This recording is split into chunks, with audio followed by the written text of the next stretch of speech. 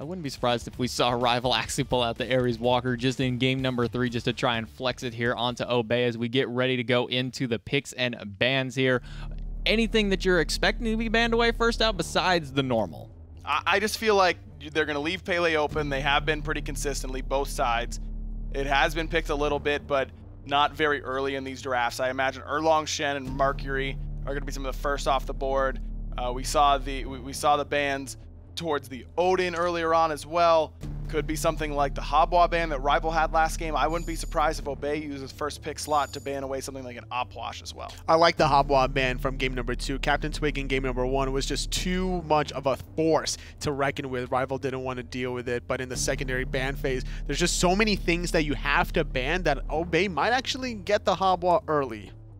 Well, Freya, Mercury, first 2 gods, no surprise, have been top priority bans and picks all week long for just about every single team. And I mean, the pick rate on the screen doesn't really show it so much for them as that does cover the entirety of the fall split. But here onto this land, we have really seen these 2 gods, Erlong Shen, Odin, Terra, Artio, pretty much be like I would say the 5 gods that we've seen. The Mercury as well in popularity, but things that have kind of dropped in popularity is specifically the Chernobog, the Baron Samedi. These 2 gods had so much picks in all of the fall split online portion, and that both regions just kind of don't care about those 2 picks any longer. Fenrir is the first pick still for Obey, so they're subscribing to the get Fenrir win game in this set trend that we've seen so far. But if I'm Rival, I think I'm snap locking Opwash from this spot. The Fenrir can make your life difficult, and that is something that Wlfy would have to be worried about, but Opwash just feels so good every time we've seen him the last few days. Yeah. Last time Rival were trying to counter this with an Wlfy of their own right, and I think iceicebaby had a decent game on the Wlfy, but the rest of his teammates struggled. I think a lot of it came down to the unorthodox nature of their picks. Hell Souling, Vulcan in the Hunter position, not the norm. I just can't imagine that Rival would give Opwash back over to Obey, because Fenrir, one of those gods who's so great at, we talk about Guardians who can lock somebody down in like a Zeus ult or an Opwash ult. Fenrir literally picks you up and holds you down inside of it, and then if he does have an extra auto attack afterward and can then jump with the Unchained, you just get stuck in there for eternity. And Rival, recognizing that, they're going to take Opwash and Pele for themselves. Those are 2 pretty good picks right there. Not too shabby. To give up Fenrir, the god that wasn't getting picked at all before this land, and get Opwash Pele on the back end, I think Rival should be very pleased. Obey win. It doesn't matter what their next 4 picks doesn't matter. are. Oh, okay. Fenrir is 2-0. Oh, all right. But no, I agree with you though. Opwash Pele, just for a Fenrir, on paper, you would favor Rival in this scenario. Every jungler has made so much of a statement on this Polynesian jungler being able to just outfarm their opposition, being able to easily dive the backline if a team overcommits. Obey needs to be careful about how they protect PrettyPriMe. Obey taking their time on this next pick, really cutting into the bank time here. They got about 67 seconds or so left onto it. And they're finally going to put their first lock in here. Dodgy going over to Obey. Very early for the Dodgy, it feels like. This is a pick that we've seen a decent amount of so far this week, but it's usually been later in the drafts. But I imagine just because Obey isn't really fooling anybody with this Fenrir pick. I know Rival would assume that's Fenrir support, so they would probably be looking to ban out gods that Twig would play, and Dodgy is one that can give Opwash a lot of trouble. Look at what Anhur did to Wlfy in this exact same matchup earlier on this week. And I think Rival need to counter this Dodgy Fenrir combo with a Gep right off the bat. Maybe even worry about a Chiron. I don't know if they can get both, considering that they need to pick one, and then ban phase will come immediately after, so I would go with the Gep here. I imagine it would be a scenario of pick one and then the other team's going to ban the other because you don't want to give that much cleanse over to the side of a Rival here. And Dodgy, fantastic at dealing with these highly immobile mages. She can get into the back line very quickly. And Obey, they're going to take Skadi. Still using this set in order to experiment and get ready for what their picks could be a dream hack. And Skadi is one that we've seen very little of this week. I mean, we saw it in an international game early at the very beginning of the tournament, but ever since kind of gone by the wayside. And I am very, very surprised that isn't a Geb selection by Rival. I totally agree with you, Toli, because it's not good against just the Daji. It's great against the Fenrir as well. I think this is going to Deathwalker, however, the Terra selection, but this allows Obey now to take away some of those cleansing opportunities, both the Chiron and the Geb. I don't expect Rival to go for the Hell yet again, although that could be the case, knowing that Rival played it in game number 1. Nothing is off the table.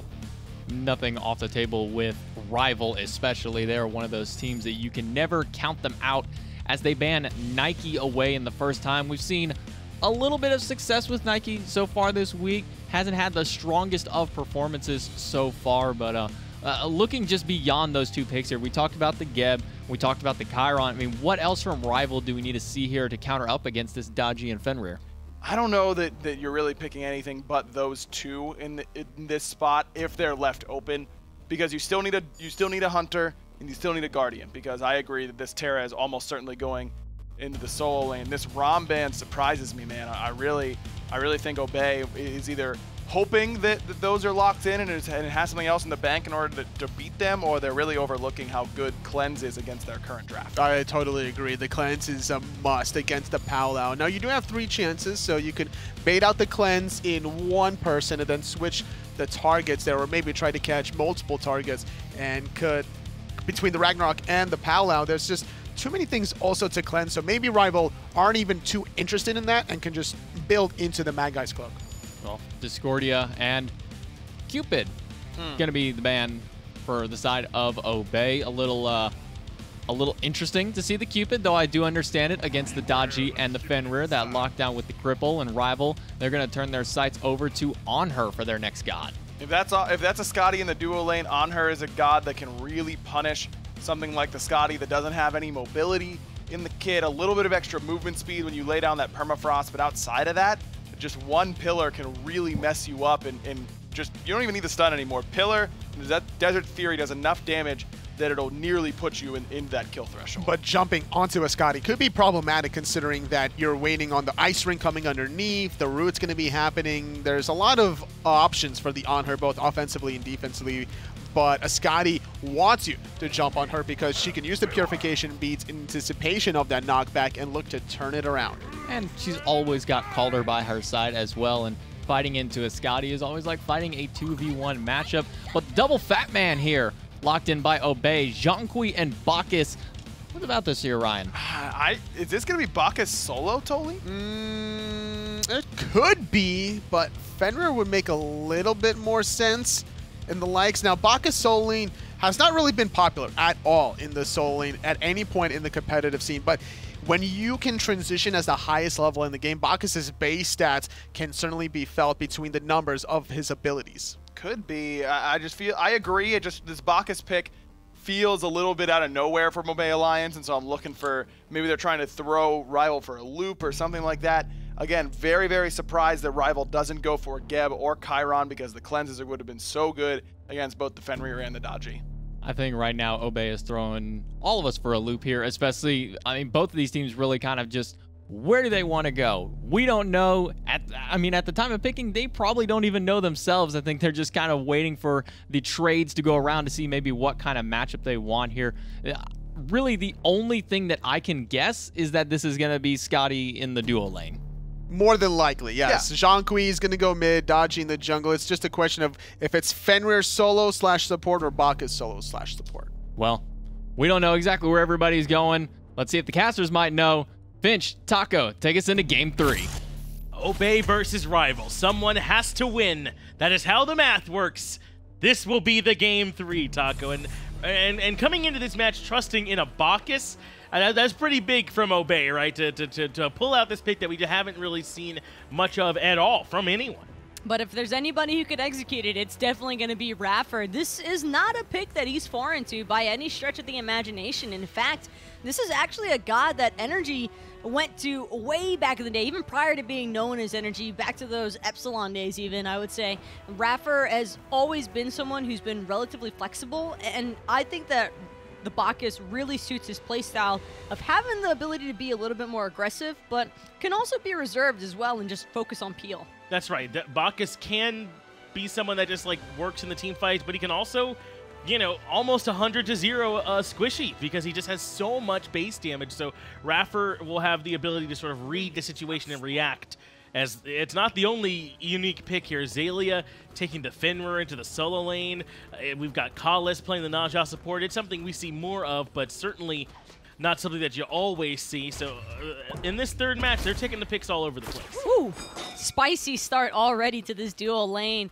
iRaffer going in for the belly flop against Khalis, but met immediately with an impale upon landing from Vote. So sparks are bound to fly here, and I am so excited to see what this Skadi is going to bring to the board here, Finch, because it's been so long since we've even seen a Skadi, period. That's right, we haven't seen nearly as much Skadi lately, and Ataraxia might be in trouble. He gets impaled immediately. The response is a horrific emblem from iRaffer to slow down Rival's dual lane and make sure Ataraxia can make it out. But Twig perhaps making an early rotation. No, he's going to the purple buff first. Ataraxia trying to do his best maker love impression, I think, with this Skadi pick selection. And you have to respect the level of aggression she can provide, but you definitely need to keep in mind CaptainTwig might just be gaking your lane at level 2 here. Horrific has come through, iRaffer's falling incredibly low, but Khalis is the one who's on the retreat right now. Calder trying to do his job best he can, but it's just not good enough. Khalis somehow manages to survive. A good early game from Twig, but it does not yield dividends, and somehow Rival make it back out of that one. So Obey got to fall back to their own purple buff instead. Twig might be looking for more action, though, as he jumps in on Wlfy. Except this time around, there is no real escape, at least for Vote and everyone else. They had a little bit to work with here, but PrettyPriMe gonna actually have to try and watch as his own teammate falls down immediately after to the burst damage from this Pele. And Iceice just recognized that he can do that. He's like, I can just walk into you in the 2v1 and kill you. And he was absolutely correct. He's able to find the pick there in the middle lane. It ends up being 1-for-1, but still it was Obey off of Twig who were able to find that first blood for Prime. Khalis has got to be careful here with that permafrost also. This is probably every Naja's worst nightmare, because when you try to sash in onto the Skadi, if she has that permafrost at her feet, there's a high likelihood of you missing the follow-up Windfire and Wheels, and I'm just not sure that Khalis is going to be able to really have as much aggressiveness in his nature here with this Naja, because that ult can be really finicky. Yeah, you do have to be a little bit more reserved in this matchup with the Skadi, and that might throw you off your rhythm a bit as Xaliea and Deathwalker trade blows. So far, it's favoring Deathwalker just a little bit in the solo lane, but Xaliea should soon be finished here with his lifesteal. Looks like he might be going into Soul Eater, and then I'll be free to rotate a little bit more. And actually, Finch, I want to take a second glance back at that respawn first blood of the game, because there was just so much action that took place in duo. It's incredible that we didn't see that kill take place right away and had to wait until the mid lane. Yeah, it was Twig making the rotation over to mid instead, and Prime the one who got that last bit of damage necessary, and unfortunately on the back of this, ended up getting punished. But look at Twig recognizing they want Wlfy. I'd have thought he'd have gone for Ice, but correctly getting the Puch, and Ataraxia correctly fighting Khalis underneath the tier 1. It looks like this Naja might have been intended to just bully out Ataraxia and iRaffer, but I don't think they were anticipating the burst damage, just like Twig, not expecting iceeicebaby to tango with him at his back heartpiece. Twig will live for now, as long as as long as iceeicebaby doesn't decide to pressure him out any further. But the ward on the speed buff is what I really want to keep an eye on here. He might be there the next time that speed buff comes up, but that's what hitting level 5 first does for you. iceeicebaby had the Volcanic Lightning, and CaptainTwig did not have the Paolo, did not have his ultimate available. Didn't have beads either, for what it's worth. Those will be back up in about 10 seconds, and Ice just barely didn't have enough damage to finish off that kill. Once Twig comes back around for the second try, things might go a little different. I think the difference came about because it wasn't CaptainTwig that had the last hit there for the kill. iRaffer, though, getting controlled, possibly into his death, but a nice belly flop. Gonna get him away at the danger. Khalis and Vote, though, they have been itching to return fire with some sort of blood in this duo lane, but Ataraxia and iRaffer just will not budge. They absolutely won't. They've been playing back safely. But I think you bring up an interesting point. If perhaps it had been Twig that got that last hit kill onto Wlfy to start the game for first blood, maybe he'd have been 5 for that engagement, and that might have gone a little bit differently with the Palau as a way for him to try and respond to the Volcanic Lightning.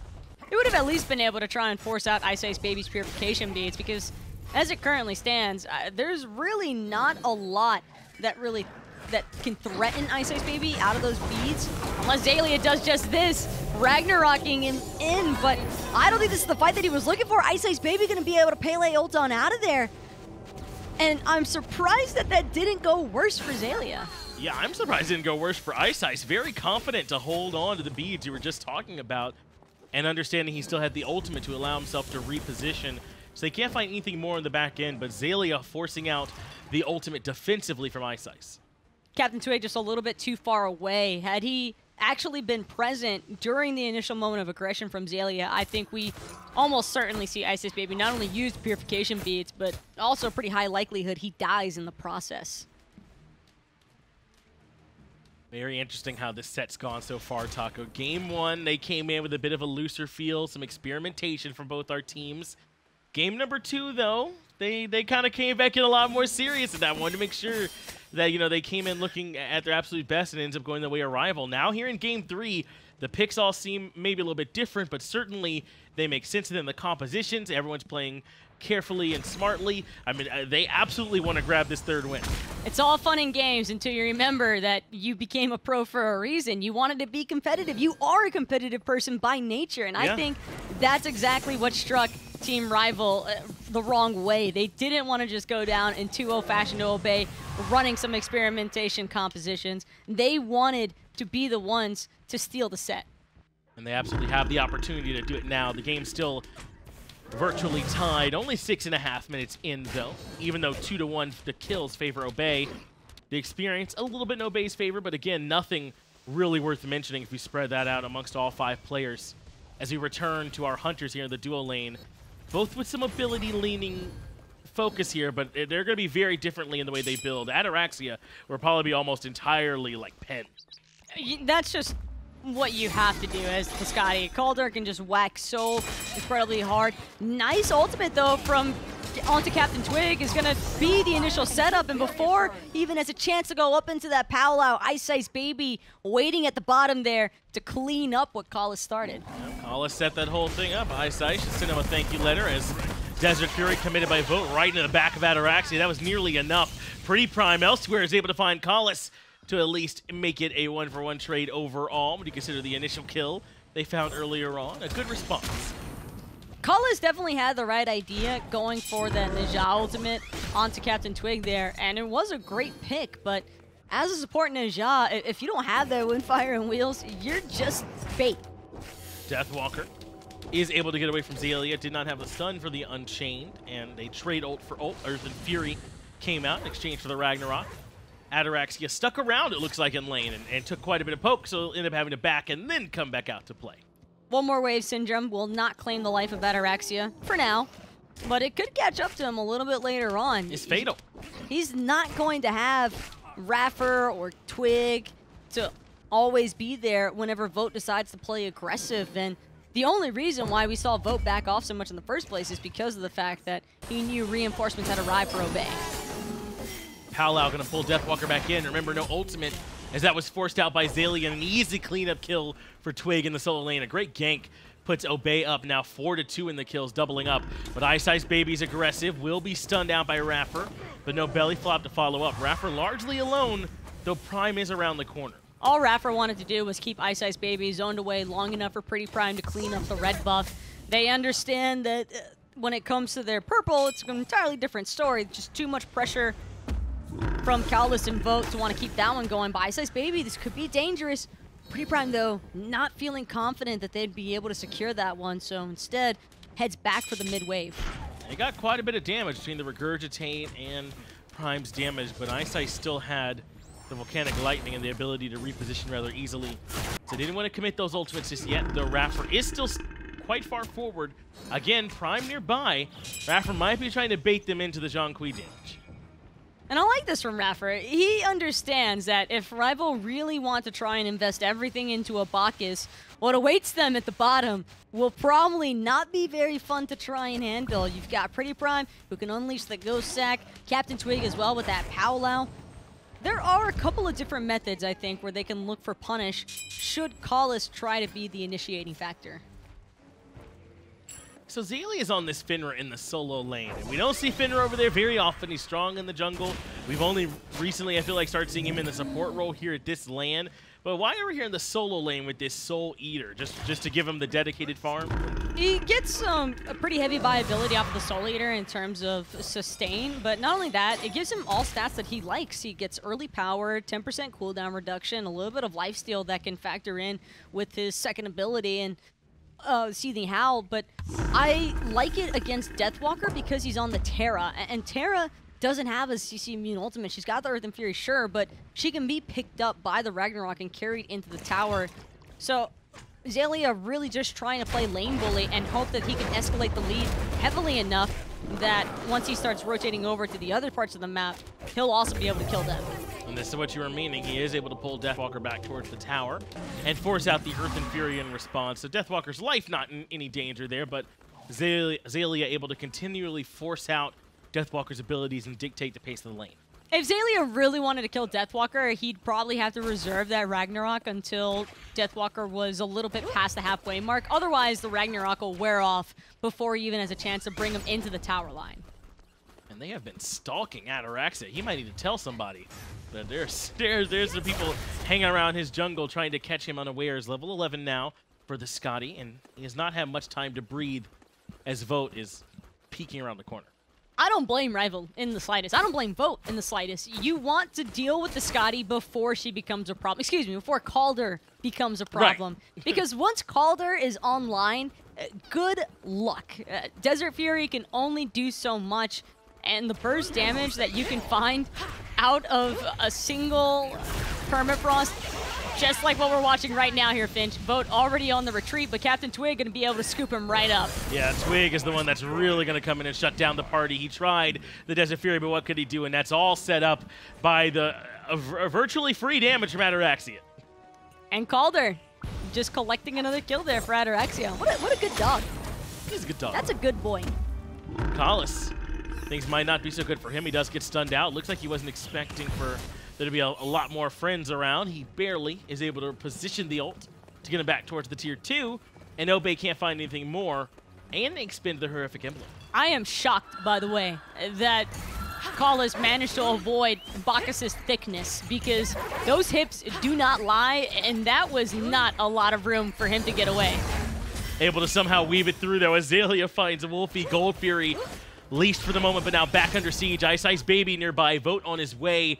And there's still more trouble coming from the middle lane. If Obey want this, they've got to make sure they set up a little bit more zoning as Ataraxia tries to fight Ice, but there's just no way the Unchained Stun is good in the killing spree for Ice. 2 for 1 so far in Obey's favor, and they're not looking to let up anytime soon. Call is going to get chained by the Paula, but won't even have a chance to get pulled back in. Unchained damage out of Xaliea is just insane right now. Sets up a double kill now for the Fenrir, having a great game so far. Is Xaliea 3-0-1 with the Anhur finished, but Gold Fury unable to be started. And now Xaliea could be in some trouble. Desert Fury's not quite enough to track him down. It looks like somehow with 1 HP, Xalia's made it out of there. Just barely. The Unchained into the Brutalize. Got him out of the tick of, I think, 1 or 2 of those spears, but still cutting it way too close for comfort. I highly doubt that we see Xaliea taking any of these backs lightly ever again. And I think Xaliea has the Purification Beads. That's how he gets out of that one, because it starts with the Impale Stun, and he had to expend the beads to get himself out of there. We've seen a little bit more of these solo laners picking up beads lately. And when you're run, I like it because they're just thinking for the long term here. Because if you get punished too much in the early game as a solo laner and just camped severely by gods like Nezha, the follow-up setup is just too easy for someone like iceicebaby to confirm, and then you've got this super fed Pele because your solo laner couldn't get away from the hard crowd control. Twig has to expend the beads, but Ice going to keep up the chase. Can't quite lock him down, so it's Deathwalker who roots him, but it's Collis who goes back to the grave. Twig still alone, and iCeicebaby happy to send him back to his maker. But with 4 members on the left-hand side, Obey can start burning the Gold Fury, but Vote nearby doesn't have Desert Fury, remembering Obey will get the Gold Fury for free. And that was just Rival left with no other option but to chase that kill because they had to go for this Pyromancer shortly after the fact. iRaffer, though, looking to play spoiler, gonna knock up one. Still going for the belch, trying to get some stuns procced here. but he does have his Intoxicator, and Rival's still going to confirm it, but it's the fight afterwards that they've really got to look out for. That forces Wlfy to use the Empty the Crypts. Ice trading favorably with iRaffer, but only for the moment. Some nice damage for Wlfy since Obey on their way, but Ice still not ready to give up on this play. He realizes he can't really find much more. It's interesting, though, to see the way the map is being spread by both of these teams. Rival dedicated everything towards this solo side because they wanted to find the pick onto CaptainTwig after realizing that all four other members of Obey had jumped on top of their teammates in duo. Wlfy probably a little bit more worthwhile, though, than this early Pyromancer, but it's something for what almost was nothing. Right, it is much better than if they hadn't found anything. As Prime blinks in onto Wlfy and tries to dive underneath the tier 1. It's enough to find the kill there as Twig used the powwow in the jungle. Couldn't lock down Collis, but PrettyPriMe showing the damage from the Zhong. Twig doesn't want the kill onto Collis there. He just wants to force out the Ninja ultimate, so there's no interruption for PrettyPriMe when he's committing onto Wlfy. Just smart and wisely calculated gameplay from Obey. And this is what we saw them do so well in Game 1, and not as much in Game 2, where Rival, it felt like it was all them, at least for the most part. Now they're back to it in Game number 3, up 10-4 in the kills. Still only about 2,000 gold or so to their name, and same in experience. So they haven't really run away with anything yet, 16 minutes in. But PrettyPriMe is starting to get hella farmed. And level 15 on the Zhong in comparison to Wlfy's 13. iRaffer gonna get impaled, stunned into the wall, getting controlled. Lots of damage though, but it's gonna be iceicebaby who winds up falling first. And if you thought he was farmed before, it's about to get worse as Prime finds one more. Deathwalker though has a huge impact in this team fight as he takes down Twig. And now Wlfy's able to find iRaffer. This is a horrible fight for Obey so far. Rival finding a way to shut him down. And Deathwalker wants a little bit more. Gets the dash, reset, dash once more, and finds the root, but no one else in range. But Deathwalker just showing what he can do. Obey overestimated how tanky they actually are for their front line. When you look at Xalia's build, this is a Soul Eater, Warrior Daboy on Keeley into the Void Shield. He's more an Assassin Bruiser as opposed to a heavy tanky frontlining member right now. And this is a very steep punishment to suffer because everything was going right for Obey, and now they're actually the ones trailing with the gold deficiency and a lot of experience being caught up here for Team Rival off of that play. It really was a huge sequence for them. Obey gifted the last 16 minutes of work away in just a few moments. Just when we were praising them for being that much better about their initiations and choosing their moments, they over-aggress into the middle lane. They finally give Wlfy a chance to hit the whole team at once with all of his damage, and they couldn't keep up with all that AoE. And it's not even just a slight lead that Rival now have in terms of gold and XP. It's also losing the T2 tower prior to the 20-minute mark. Right. That's something that you don't expect to happen until maybe 30 minutes into a game if you're behind. But Obey, with the lead that they had to have lost their T2 there, rather difficult now for, I think, PrettyPriMe to stay safe. Because if he's just even the slightest bit out of position, Rival can chase him until the end of time. He can always blink out of danger, though, as that is his second relic he elected to pick up. So perhaps that will get him out of those dive attempts you're so worried about, Taco. We'll see. This makes way more sense if you can keep that snowball rolling from the early game.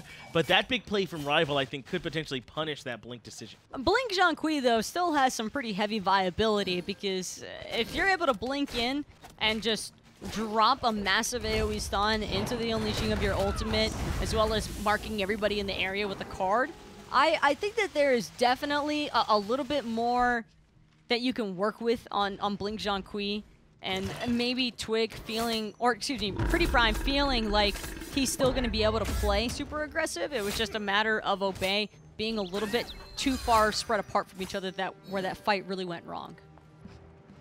Yeah, cleaned up in mid, and now Rival can feel pretty comfortable. They're just as much in control with Wlfy coming up another 20 seconds or so. That might be where we see our next bit of action. I was talking about Xaliea and his Soul Eater, not the only one. Pele also has an item that's become relatively core in her build as well. These two assassins both like to rely on trying to get sustained up, but it's so hard to match what Pele can do and what Ice has, as Collis just off the mark. Unfortunate. Twice. Now Collis just tail between his legs. You got to go for the retreat there. Can't drop the zoning ultimate when it comes to Ninja. And CaptainTwig is bound to let everybody on his team know that Rival are going to be working without an initiation factor from Collis. And I think that's going to be the real reason why we see this grouping take place, because they know with an ult advantage, that is pretty demanding on Rival to try and play defense now. Raffer's keeping Collis busy. He landed on top of him with the belly flop. Had the belts right behind it. Wlfy at about half HP. Rival are certainly still here. It's strong in numbers. They just won't have the ultimate from Collis to help out, as Obey aren't hard committing just yet. Knock up from Raffer finds nobody, and now he's stuck on the front line. He slowly walks back to the sands, but it's the initiation from Prime with the blink into the stun, and he starts recalling demons. Already very low his vote. Xaliea finds him first. iCeicebaby certainly in line to be next as Ataraxia removes him up on the pala. Twig sees all, but can find no one else to pull in. Rival might have lost sight of Xaliea for a second here. Collis hoping to spot him out, but Raffer, he's a little bit too low to continue playing defense. Good belly flop, but Deathwalker is immune to it, and Obey, they're still going to confirm the Gold Fury, but the fight after the fact might not be Rivals either. That was very close, though, wasn't it? I like the idea from Raffer, despite how low he was, to try and stop them from coming in. But again, you can't stop the Terra from coming in, not with the knock-up Monolith out, and so Deathwalker almost had a shot at stopping the Gold Fury, but Obey secure it and win the fight on the back end as well. And that starts, as you said, with that PrettyPriMe initiation off the blink. Really well played by Obey as a whole, and I think it was also important to note that Xaliea wasn't just pulling away at that Gold Fury for nothing. He was constantly making sure to keep those runes procced, and when he got that 3-man jump stun to start the fight, it was just absolute catastrophe for Rival. They're trying to play retreat, they're trying to spam their relics to stay alive, but they are just being collapsed on by the entirety of Obey, and there's no real good direction to run from when Xaliea is able to go as deep as he did, because the rest of Rival is stuck in the center of CaptainTwig's powwow. Another strong fight, and even though overall things might not seem to favor either team, this mid matchup continues to be the large disparity. PrettyPriMe is such a powerhouse in these fights as Obey burst down the Pyromancer, and Collis yet again has his ultimate forced out. Last time it was just the missed initiation. This time he has to use it defensively.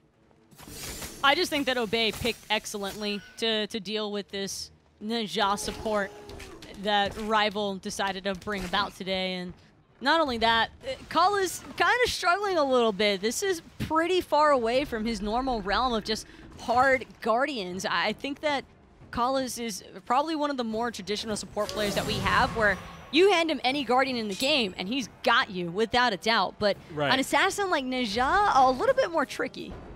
It's certainly something Collis can play, but you're right. If you're not 100% up to snuff on it, then a team like Obey can certainly show it. And Collis has missed a few times, but I wouldn't say this one's too far outside of his wheelhouse as Rival take down the Tier 1 tower and right. That's just a grouping, and really nothing that Xaliea can do by himself. I don't think Obey is going to respond anytime soon here for they this want ice. T2. iCeicebaby all by himself, trying to find an exchange wherever he can, but it's just not enough damage. CaptainTwig going to be able to stay alive and just back to base. Now with the 4v5, Twig won't be back though for just a little bit longer here, but Rival probably just going to sit and wait to see whether or not Obey actually decide to commit to this Fire Giant, and after realizing that the initial threat is done for, they decide to head on over to the mid lane, look to see if they can maybe push in a little bit of pressure, get those creep waves in their favor, because the mid lane is by far their best fighting territory. Or anything around PrettyPriMe in general, as Iceice caught out with his whole team pushing down that solo Tier 1 and then perhaps even the Tier 2 tower. It's just curious that Iceice was up there by himself and he ends up getting caught out. And it didn't take too long for him to be bursted. That fight was only a few seconds before he was removed as Raffer comes up for the deep ward. Obey, though, they've started chipping away at this Fire Giant now. So quickly. And I can't tell what the health threshold on it just yet, but Collis might not have a chance to interfere. Ring toss is going to come out, but just a little bit too late. Obey's already dropped the FG. They've got the confirm, and Collis is followed by Xaliea even through the dash. Twig is low up on the powwow and looking for an option of where to land, but Wlfy waiting for him the moment that he drops. Now Raffer a little bit further forward than everyone else, but now in come the cavalry. Prime and Xaliea both come jumping over the top. Wlfy falls to PrettyPriMe. Iceice wants to make up for that last death and try and find Ataraxia, but the stun a little bit too good, and they turn it around. 4 for 1 and the FG all going to Obey. Ataraxia probably has no idea that he's he's on top of a ward right now, but it do not even matter. That fight was just so dominating as soon as Obey ticked in that Fire Giant, but more importantly, Xaliea has been on top of it with these Fenrir jump stuns the entire game. That was disgusting how he connected yet another 3-man Unchained jump stun straight into PrettyPrime's damage, and no one saw it coming because he came from behind the wall. He and PrettyPrime have both been playing so well this game. Between the two of them, 12, 0, and 10. And there's only 26 kills to go around between both teams. So it just goes to show you how impressive they've been as that wall actually for the moment stopped the tier 2 tower push, but they break down through it.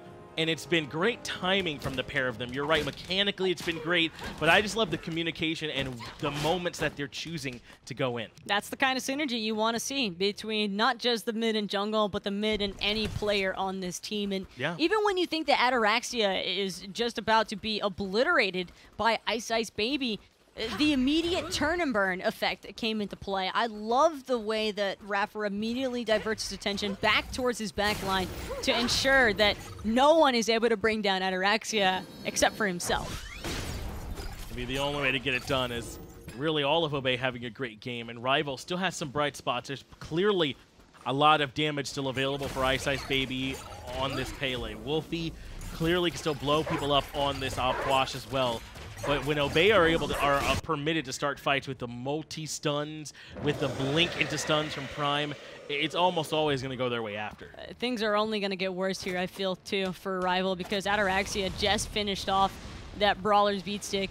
And before, Permafrost was already a nightmare to deal with for Team Rival, but now it's even worse knowing that that anti-heal proc is going to start playing a huge part, because the sustain that we've been seeing from iceicebaby and Deathwalker, Wlfy, I don't think it's going to be anywhere near as strong, knowing that the anti-heal is going to start taking part. Well, this is the last tier 2 tower on the map. They've got CaptainTwig in the middle lane, keeping the mid wave pushed up. And they brought iceicebaby over to defend. Obey Alliance with a chance to not just win the game, but be the team that comes with the first seed overall here in the placement stages up against Rival. Collis doesn't want to let it happen, though, pushing back iRaffer. CaptainTwig has iceicebaby busy and right. Trickster Spirit in from Twig, and now he might be stuck. CaptainTwig's going to be forced into that powwow preemptively, and that's got to be go for Obey Alliance. They're all ready to follow up. Collis should get pulled in here. And now the peel has come through, but Deathwalker's actually going to clean up CaptainTwig the moment he tries to leave. And now Wlfy can start emptying the crypts on top of everyone. Ataraxia falls first. After already we saw CaptainTwig drop Prime, and iRaffer trying to stick around the fight on left-hand side. He does at least get Wlfy, but Deathwalker and Xaliea are just too healthy. They're undeterred, and Obey Alliance's push on the left-hand side fails. Obey were just not ready to go in right then and there. It was an awkward position that they were stuck in due to the misplays of Twig. And Twig probably kicking himself a little bit for that one. Thought that when he went in with the Trickster Spirit, he might be able to get better burst damage onto iceicebaby, but the moment he realized Collis was right behind the other segment of that wall, you could just see the regret in his eyes. And because of that, as you said, he was forced to commit into the powwow on the back end. He had no way back out in that situation, and then he couldn't find a good pal that he wanted. Yes, he got the pull on the Collis, but Collis wasn't pulled into any position where his team could follow up, and Rival did a great job capitalizing on the back end. Deathwalker got a big kill. Wlfy had great damage as well. And now with a chance to group up for this Fire Giant in 35 seconds. But if you're a Rival fan, you love to see it. Absolutely. You love to see that sort of defense, and sometimes that's what it's really all about. If Obey want to take the Fire Giant and then win the team fight, doesn't mean a whole lot of anything if you're going to throw it all away on the left-hand Phoenix Siege. Rival actually managed to secure the Pyromancer, even with Xaliea breathing down their neck. Very, very close, but they make it back out. But you're right, if Rival fans have got to feel good about the defense that they just put on, and that's been a strength of Rivals for a long time now, is that they're very capable of dragging games out, of stalling out leads that their opponents have built up, multiple sieges defending until finally they find their one window. That's also been a pretty heavy strength of Puch in general. For as great as his sieging can be, it's also just as deadly on the defensive aspects. And if Obey aren't careful and they wipe a couple more times like that, they could very well find themselves in a similar position to that of last game. And they really only have one tier 2 tower up and right. It's not as if Rival had a ton of work to do to start sieging into that actual Titan room and ending the game. So in the same way that Obey had a chance a moment ago to end this, so do Rival. This fight around the Fire Giant particularly having whole set deciding implications. As Rival move in aggressively first, but iRaffer not really willing to give the positioning. He wants to fight over this ward.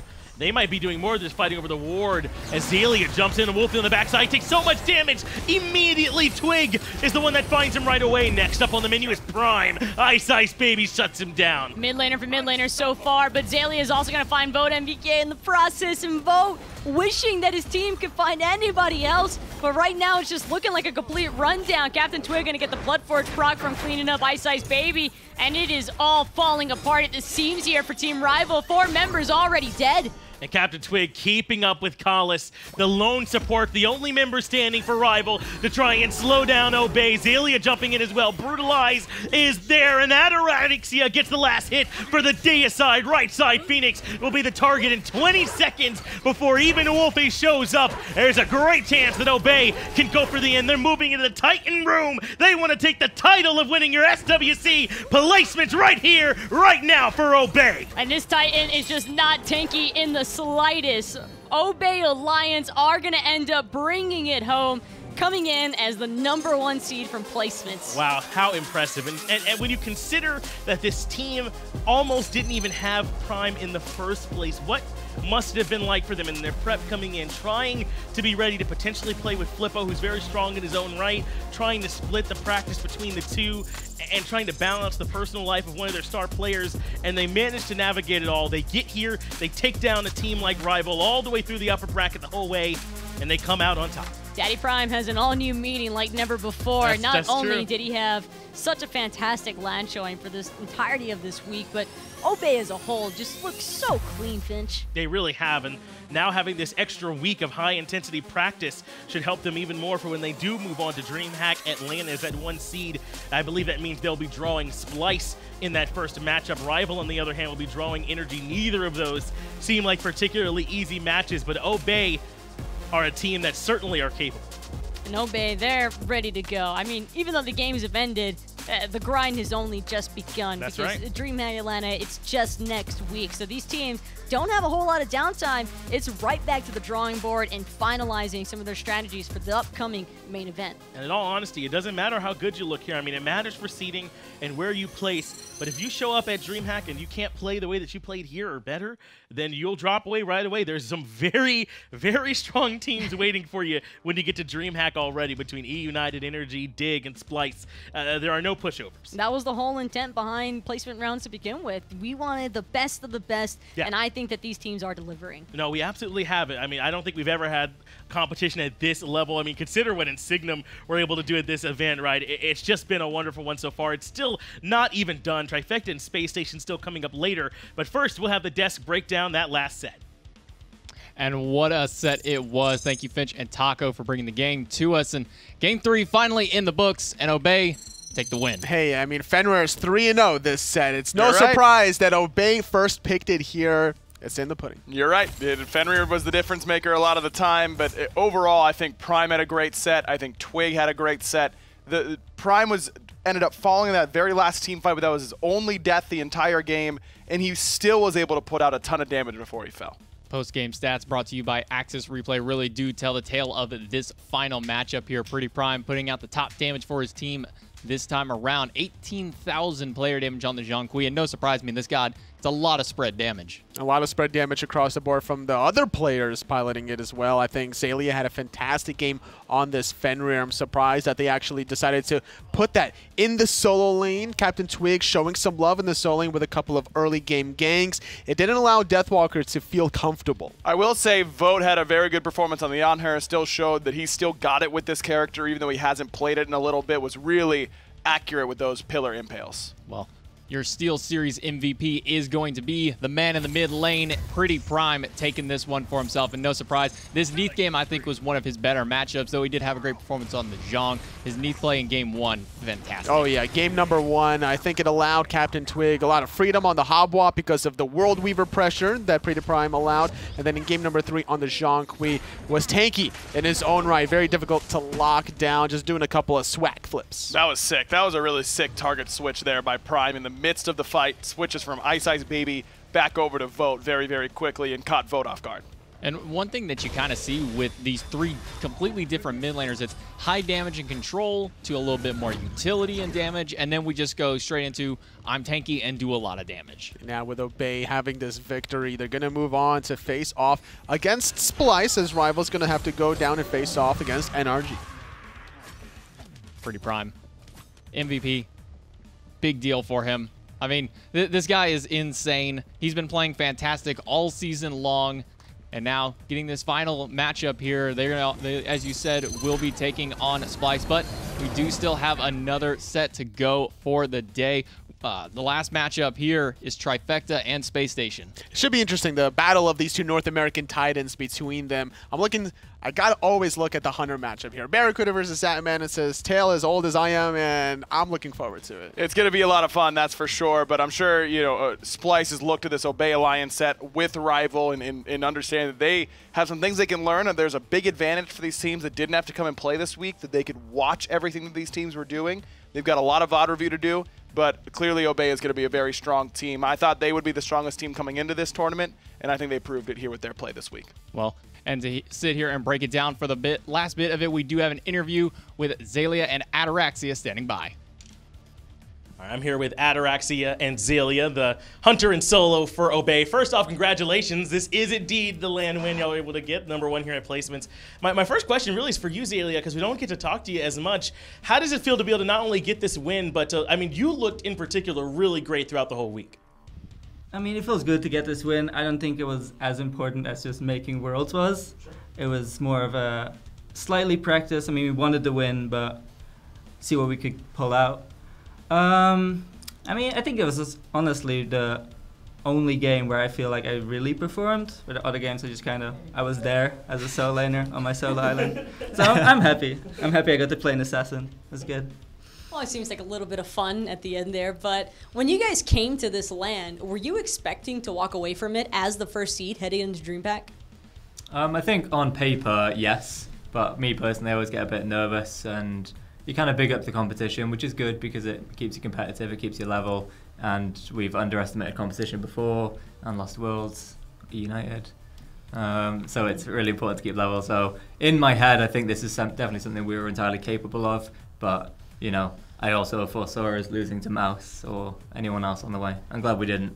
But, well, yeah. As your reward for getting the 1 seed, you get spliced at DreamHack, which feels tough on paper. I mean, have you all thought about that at all yet, or is that what you're going to spend the time in between doing is prepping for that? And how do you feel about that matchup? Well, I'm looking forward to it because I know Cyclone Spin is the only other person in the world, aside from Spadio and myself, who likes Kurnanos. So pretty sure Kurnanos is going to be a hotly contested pick in that set, and you can look for that on the world stage. And throughout the year, this has just been a roller coaster of emotions, I think, for your team as a whole, because you guys have gone from seeing the worst of the worst times and now going in as first seed. So throughout the year, what was kind of the team environment for it? You go, Pele? I mean, I think we finally just hit our stride. Like, we had a tough time really fitting in, where iRaffer tends to be a very aggressive player and I tend to be more reserved. And then Twig tries to go in between us, and it was just hard to really mesh, but I think we finally succeeded in getting the synergy together. Well, now that we know all the teams that made it to DreamHack, and you know, we should be able to get you out of here on this one. I mean, how does it? Are you surprised at all by who's joining you? Is this about who you thought that it would be these 4 that were going to be going through to the event with you as well, or were there any kind of like surprises there with it? I really thought Mouse would make it. I would have put money on it. I really thought Mouse. I think they know it themselves, but they didn't do themselves justice at this LAN. And I'm sure they'll be beating themselves up about it, but they were such a scary team. You know, I would have put them in the finals at Worlds. But it ended up being tough for everybody here, but congratulations to you all one more time. A great performance, and again, it's always good to talk with you, so good luck in all your matches coming up. Thank you.